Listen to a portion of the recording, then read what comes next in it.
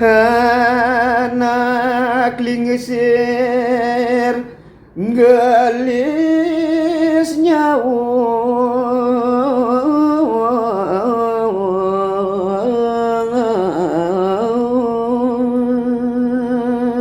inggih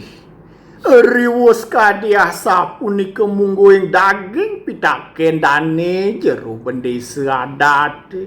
ne mangkin ngeraris anak lingsir punika digelis menyaurin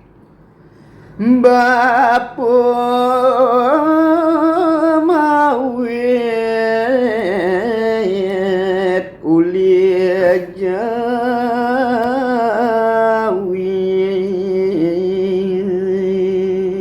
mungguing daging penyawis anak lingsir punika nah uduh jero pendesa apang jero nawang wit bapon jati bapo mawit uling jagat jawi nya jero berakamano keling mo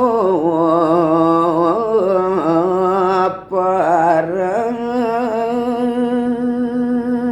yen buat adang bapon ne jani takonang jero ne jani bapo lakar ngorahang jani orahang bapo tekening jero bapo ne subamadan brahmana keling nyaman bapo Prabu Bali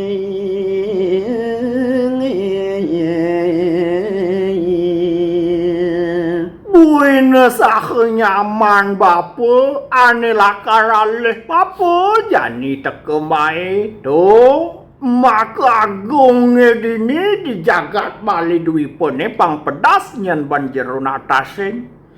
dalam watu renggong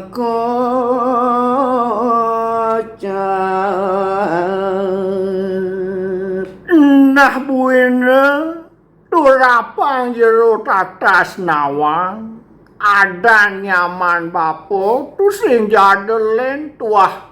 dalam waktu renggong maka pesemetonan bapo ne sedang nangun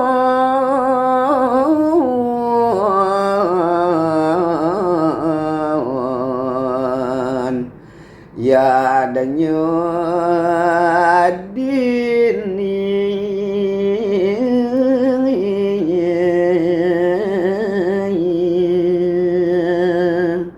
netehane jani